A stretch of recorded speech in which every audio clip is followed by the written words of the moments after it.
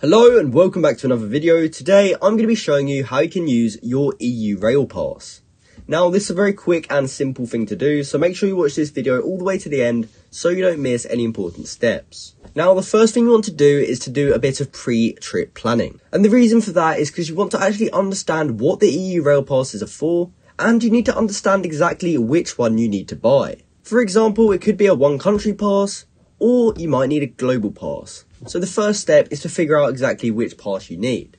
Now, once you've figured that out and actually paid for your pass, you will have successfully bought it and you're almost ready to use it. But before you can actually use it, you will need to activate it. So if you actually already know the start date, you can do this when you are buying your pass, so don't forget to do that if you already know your start date.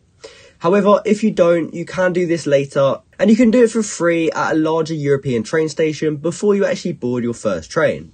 Or if that's too difficult, you can also do it via the Rail Planner app. From there, on each of your travel days, you can take as many trains, boats or buses in the EU Rail network as you like, from midnight to midnight. But before you board each new train, bus or ferry, be sure to record the journey details in the My Trip section of your pass cover.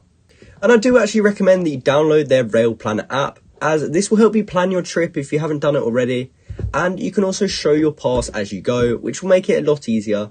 And that means that whenever you board a train, you can simply just bring up the app and show them your pass, and from there you'll be allowed to enter and travel through Europe. So this has been my video showing how you can use the EU Rail Pass. I hope you found this video helpful, and if you did, please comment down below to say it helped you out. Thanks for watching.